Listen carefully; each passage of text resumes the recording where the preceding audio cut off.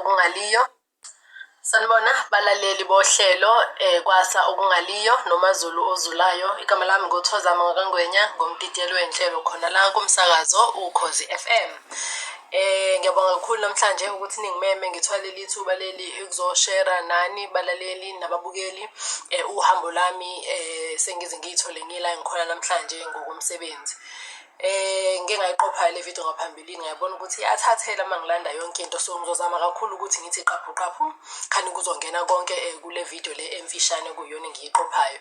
Alright, so uThozama ngokuzalwa ngazalwa Thukela, Thukela Ferry esibhedlela kuthiwa iChurch of Scotland, bathi Kosh, abahlala ngakhona. Ngazalelwa khona, ngakhulela eDandi, ngafunda eGlencoe.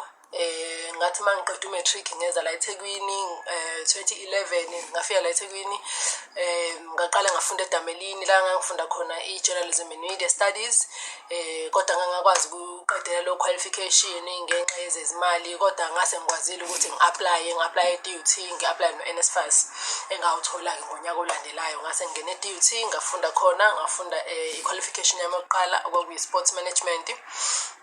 Ngoba ngumuntu wama-sports namhlanje ngisazidlala i-sport namanje nje ngiphuma khona emidlalweni.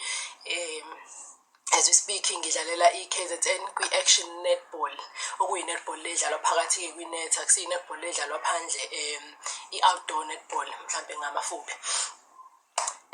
Ngokomsebenzi ngaqala ngawo 2011 ngifika la eThekwini, ngathola ithuba lokwenza i-feature kuhlelo le-breakfast elalisakaza eNanda FM lenziwa umfethu uMludo Ncwabe.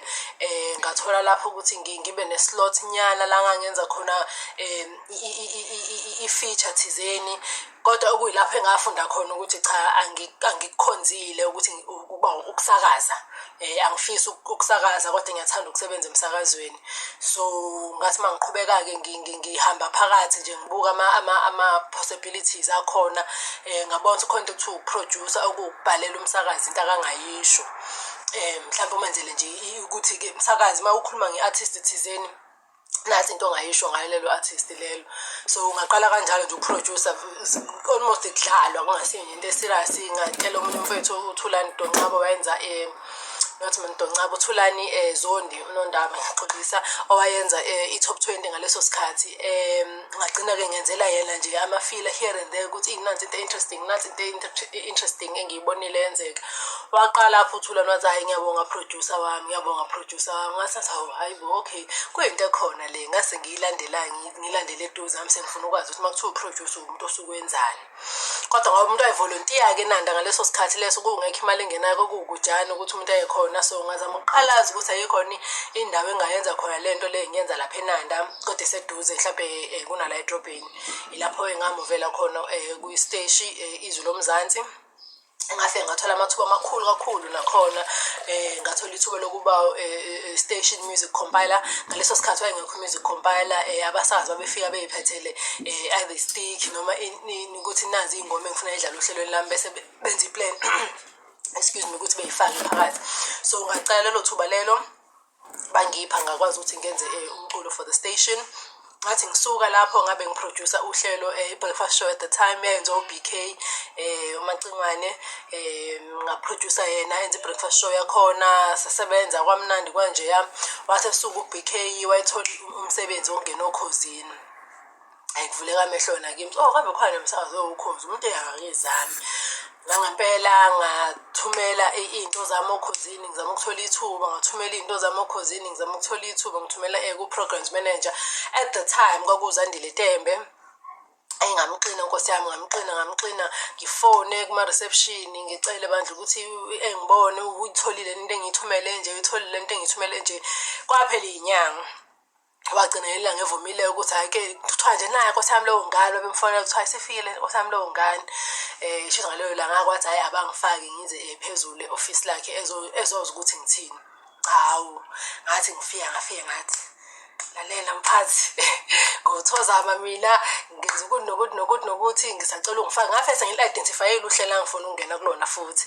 Ngafese sengili-identifyile nje ngathi nanti uhlelo. Ngathi mangifika ngambingelela ngasho ukuthi mina ngiwuproducer. At the time mhlawumbe angino 19 20 Nje ngiyakhuluma ngithi nje hayi ngiyakwazi ukuproducer mina sicela ngifake lolu hlelo lelingene ngoLwesihlanu ebusuku ekuthiwa uClever Ongagive Up ulisakazwa uTshatha noMoja Phu lelu hlelo lengafika ngalisho lolu hlelo lumnandi ngoba lunje kodwa mina ngingafika ngilethe ukuthi ngakhuluma ngiyakhumbula uZandile Temba kakholwanga wahlalela ngiyabuya waphuma ngaphandle abiza omunye wayo abaphathi basokhosini ngaleso sikhathi wakumfundise uZulu abiza umfundisi izolo wathi wahlala la mfundisi angazi wabiza bawe wesithathu khona umuntu wesithathu ambiza futhi kwahlalwa phansi wathi awukhulumi ngani uthini ungaqala phansi Nkosi yami ngasho ngathi nje ngiphethe lokho ngine-experience ngiphuma kwizwi lomzansi ngiphuma kwinanda FM cani nginike ithuba ngabatsha ngathi nangu no-Bken ngiqeda kumqasha nje u-Bken nje ngithanda kumqasha la ukhosini u-Bken bengimproducer kwizwi lomzansi and i-breakfast show bekuwumi umproducer wakhe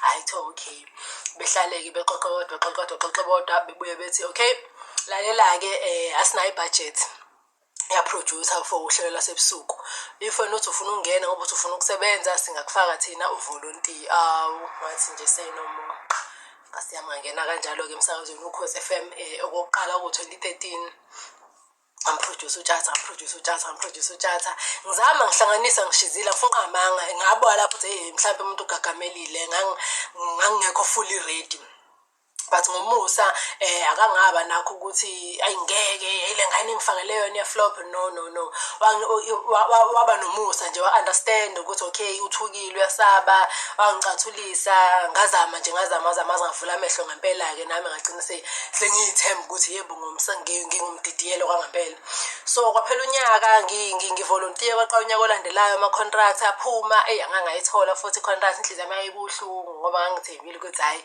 ngizoyithola i-contract kade ngivolontiya angangayithola i-contract hhayi saqhubeka ngathola kwaphuma ama-post eGagasi kufunakala u-music compiler ngikhumbula hla kuzohamba uZanda ehambe eGagasi ezekhosini kwasafunakala u-music compiler ngathi okay mina I did do music compiling laphayana kwizwi lomzansi ngabhalisa ngayo ku-interview-ke eGagasi for music compiler hhayi ngafika futhi interview wathi umphathi wakhona umimi bayangithanda impela kwasha cimba ukuthi amalangabi kodwa ukhona umuntu abese bemcabangile for le position le okuyi-music compiling hayi Nkosi yami ngiphume ngihambe sengibuhlungu angisayitholanga le gig ngathi ngisaphumile nje sengingasegeyithini uqhala ucingo kuthiwa awubuye masishane ngibuye kuthiwa okay so ukhona umuntu esinayo for music compiler but kukhona i-slot esizovuleka lana sa-content producer u-content producer yini ngithi as we speak ngiyama content producing lapho ekhosini for uTshatha ngisho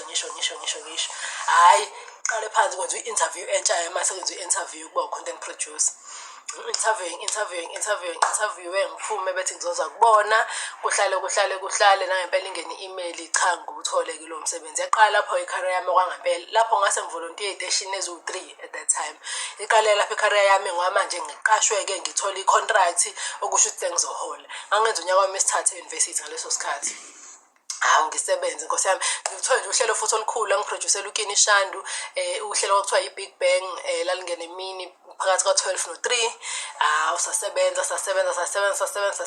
sasebenza nje iminyaka futhi wahamba uKini waye eGoli kwangena uFelix Hlophe wangena uFelix walisakaza saqhubeka sasebenza ngaze ngaqeda ukufunda ngani mase ngiqedile ukufunda ngase ngiyeka ukusebenza emsakazweni futhi ngayiyekela ngoba ngithi ngifuna ukuya eGoli yabo wonke umuntu konamaphupho e-entertainment industry ukebona ukuthi kufuneka emuvele eGoli ngempela sengiqedile eVarsity angeke ngenze ngizame icebo elisha ngayeka umsebenzi ngahamba ngaye eGoli ngafika eGoli kwathi kuba mnyama kancane nga-auditiona ngumuntu othanda nokulingisa ngifuna umsebenzi emsakazweni hayi ziyakhala luckily kanti ngumuntu one-qualification ye-sports management ngafika ngaqola umsebenzi ejimini ngasebenza ejimini eGoli hhayi kwa-right ngibe ngifundayo manje ngayofunda i-performance art uku-actor ngifunda i-performance arts ngifunda kwi-academy yenqalabutho yezeshashalazi ubaba uDuma kaNdlovu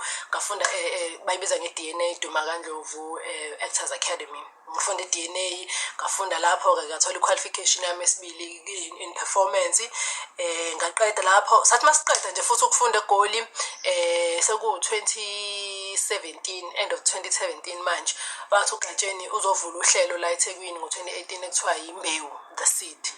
Wathi Thozama ngoba usebenzile eThekwini wathi usebenza eredweni wenza yonke iredio lena ngizofuna uzosebenza lapha benza iPR kwimbewu kwi-TV set usenzele iPR ngoba uyabaza ama-radio station usebenze okhosini usebenze kugagasi uyayazi media eThekwini. Hawu ngivuma phinde ngibuye ngize la eThekwini-ke lapho ngithola lo msebenzi ngisebenza njenge-PR person for Imbewu the Seed nje unyaka wokuqala yimina ngenza i-PR yakhona. Ngonyaka wesibili kuqhamuka ama-post-ke futhi okhosini-ke manje a-content produce ngifake lapho ngibizwe for interview ngi-interviewe ngiphase ngiwuthole lo msebenzi lowo. Lapho-ke seku-2019 la ngabela khona okhosini njengoba ngisasekhosini namanje ngo-2019 ngathola uhlelo kangilenze mini ngilenzwa noSiyano Selby sasithi 12 to 3 cafe. Yamnandi, I think yaba no 2 years on air, if not 3. I think yaba no 2 years emoyeni. Yaphela 12 to 3 cafe ngase ngenza nje ezinye inhlelo eziningi kakhulu Nkosi yami ngeke ngikhumbule ziningi. Ngiyakhumbula nje ngasebenza noNongcebo ebusuku sasenza kwangakabi ubusuku obuhle sithakela isizwe. Ngasebenza no Kings Fiso esenza iChillers, ngasebenza noTshatha esenza iTop 20. Ngisebenze nabantu abaningi kakhulu. Sengisebenzile almost zonke ama-slots okhosini actually, I can say that. Ngasebenza ebusuku njengoba manje nje kulo nyaka ngike ngathola ithuba lokusebenza kwi-breakfast show engicabanga ukuthi iyona mhlawumbe noJabula Ujulo okuyinhlelo engingakaze ngizenze ngaleso sikhathi. So mhlawumbe sekuJabula Ujulo kuphela engingakaze ngikwenze. Kodwa-ke iredio nje kwakuyinto engakhula ngiyithanda ngoba ngumuntu othanda ukukhuluma. Ngikholelwa ekutheni kunabantu abakholelayo nami ngizohamba ngiyokwenza. Kodwa kwafika kwangihlula shame ukukhuluma. Ngithanda ukukhuluma kuyangicacela. Mhlawumbe ngathi ngatshela lo ozokhuluma ukuthi akakhulume ngani, and that's how I stepped behind the scenes. Ngayikhethela nje ukuthi angizuba umsakazi kodwa ngizosebenza nabasakazi. I think i-career yami nje ngokuyisummarize okuphuthumayo ihamba kanjalo. And njengomuntu ohlala eMsinga manje ekhaya kithi seMsinga ngiya-understand ukuthi abantu bakubukela kude ukushizila nokuyimisela nokuvolontiya ethi umuntu isijaha into ewala manje. Kodwa if ngathi ngicebisa abantu abasha nje siyabantu abasha sonke wonke umuntu uqala somewhere. So if mina ngakwazi ukuvolontiya almost 3 years wonke kubhekele ku4 years, nawe you can do it. Abantu abasha manje sebefisa impumelelo instant kanti kuyasetshenzwa behind the scenes before uqale uthole ithuba lakho lokuqala la ngempela ezokuholela likuvulela iminyango usuke ususebenze into eyisimanga ngokukhulu kuyimisela futhi nokuhlonipha abantu abadala bakwi-industry. Njengokuma ufika nje usebenza abantu abafana noTshatha kade wabesebenza abaza babakho noTshatha nje ungamfica umuntu owazobaba ongizalayo, so wayevele nje ebonela ingane. Kwamele ngisebenze ngokukhulu ukuzikhandla ukuthi ngiyikhiphe kulo shelo ukuthi mayibona mina ebona ingane ngoba mhlawumbe umuntu owazana nobaba, kodwa emayibona mina ebona umuntu asebenza naye icolleague yakho, umuntu ikakhulukazi futhi ozomtshela ukuthi akenzeni bese kumele amlalele. Bathi nje kwakuwukuhlonipha i-industry nanokulamba nanokufisa uku-achieve. Ngasebenza nje ngokukhulu kuyikhandla nabantu abasha ngihlezi ngiba-encourage njalo ukuthi bengayibukeli phansi, angabukeli umuntu isimo sakhe aqhamuka kuso bese etshela ukuthi yena akasoze a-achieve lutho. Ngicela ukuni-encourage kakhulu, ngifile ngathi le video sihambe kakhulu, but ngicela ukuni-encourage ukuthi niyimisele amaphupho enu niwajahe ngayo yonke indlela. And mhlambe thina esesiphakathi in the industry uma kukhona iy'peyisi ezivumayo sizokwazi ukuthi sinibonise senigade ukuthi nani mhlawumbe nigcine nifike la enifisa khona ukuthi nigcine nifike khona. Mhlawumbe uma nithi nibukela kithi nithi nampo uThozama bakwazi ukwenza bakwazi kanjani. Siyimisele ngokunicushisa in the right spaces of course, la umuntu khona asuke azi futhi eyimisele and eyinikele ekutheni uzosiza ngaloo ndlela azosiza ngayo. Kodwa ngicela ni-encourage kakhulu mhlawumbe ningibheke kuma-social media handles ami singaqhubeka i-conversation lapho ngoba njengoba ngisho nje le video isinde kakhulu @Thozama N kuwo ngama-social platforms kwezinye indawo njengo-Instagram @Thozama_N, ku-Twitter nakhona @Thozama_N noma u-X. Ku-Facebook ngine-page lithi TZ Ngwenya, TZTEEZET. Ngiyabonga. Sanibona balaleli bohlelo kwasa okungaliyo